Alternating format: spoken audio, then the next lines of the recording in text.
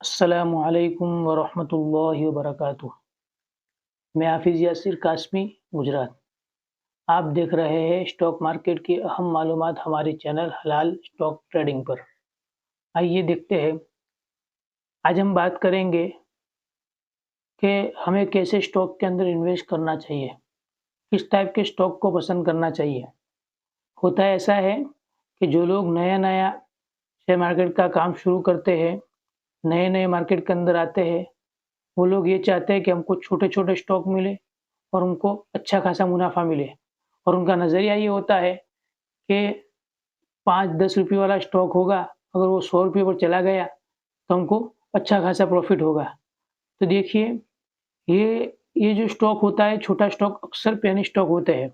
ये 1 से लेकर 50 तक के बीच का जो स्टॉक होते हैं, अक्सर छोटी कंपनियों के होते हैं और उनका बिज़नेस जो होता है, वो मुस्तहकम नहीं होता है और उन कंपनियों को चलाने वाले जो लोग होते हैं, वो ऑपरेटर होते हैं।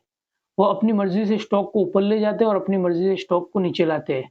इसलिए हमें ऐसे स्टॉक से बचना चाहिए, कि कहीं हमारे साथ फ्रॉड ना हो जाए, हमारे साथ धोखा ना हो जाए कि अगर हमने स्टॉक के अंदर इन्वेस्ट किया और फिर ऑपरेटर जो है, वही जे प्राइस को नीचे गिरा देवे और ये देखिए कि ये एक गेम खेलने की तरह हो सकता है, क्योंकि अगर 100 कंपनियाँ ऐसी हैं, पेनी स्टॉक है, छोटी कंपनियाँ हैं, तो उसमें क्या होता है कि 100 में से कुछ 90% कंपनियाँ तो जो होती है वही की वही घूमती रहती है या बंद हो जाती है और कुछ कंपनियाँ जो होती है वो ऊपर की तरफ चली जाती है।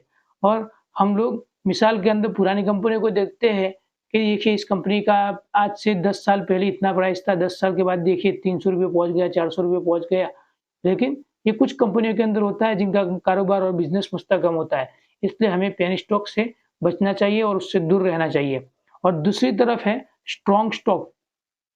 अब स्ट्रॉन्ग स्टॉक में कौन-कौन से स्टॉक आते हैं? वो स्टॉक आते हैं जिनका इंडेक्स के अंदर शुमार होता है, जैसे निफ्टी 50 है, फिर सेंसेक्स है, फिर इसी तरीके से ये जो हमारे शरिया इंडेक्स है, निफ्टी 50 शरिया और बीएससी 500 शरिया ऐसे जो जो बड़े-बड़े इंडेक्स है, उनके अंदर जो फिर इसी तरीके से निफ्टी 500 है, ये जो इनके अंदर जो कंपनियाँ रजिस्टर्ड होती है वो इंडेक्स के अंदर, ऐसी कंपनियों के अंदर हमको इन्वेस्ट करना चाहिए तलाश करके। अब पेनी स्टॉक किसे कहते हैं और स्ट्रॉन्ग स्टॉक किसे कहते हैं? तो देखिए पेनी स्टॉक वो होते हैं जिनका मार्केट कैप बहुत छोटा होता है।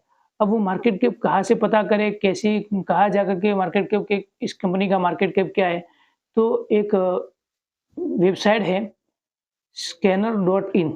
आप उस साइट पर जाएँगे तो आपको वहाँ पर जो कंपनी का आपको डाटा निकालना है, उस कंपनी का नाम लिखेंगे और वो आपके सामने उसका डाटा खुलकर आ जाएगा और उसके अंदर लिखा होगा कि इस कंपनी का मार्केट कैप इतना है।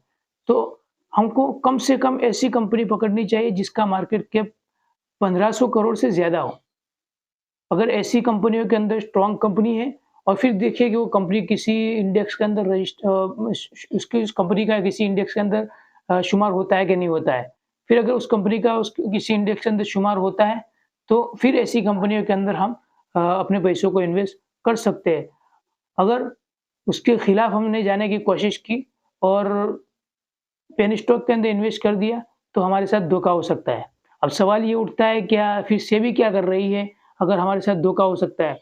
तो देखिए, ये जो छोटी कंपनियाँ होती हैं सेबी हर एक के ऊपर नज़र रहती है, लेकिन वो फ्रॉड कर लेवे, जब फ्रॉड कर लेवे और वो पकड़ में आवे तब तक छोटे इन्वेस्टर जो होते हैं उनका नुकसान हो चुका होता है, उनके साथ धोखा हो चुका होता है और उनका पैसा डूब चुका होता है और उसके बाद सेबी उनको कुछ कुछ की कुछ जाँच रहती है, वो जाँच करने के बाद सेबी उस कंपनी को पकड़ती है और फिर उनके ऊपर कोई कार्यवाही करती है। तो उन कंपनियों पर कार्यवाही आने से पहले-पहले छोटे इन्वेस्टरों के पैसे डूब चुके होते हैं। इसलिए आपको हमेशा स्ट्रॉन्ग स्टॉक पसंद करने चाहिए और आपको हमारी ये वीडियो पसंद आई है, तो हमारे चैनल को सब्सक्राइब कीजिए, लाइक कीजिए और आगे भी शेयर कीजिए। अस्सलामु अलैकुम व रहमतुल्लाहि व बरकातुहू।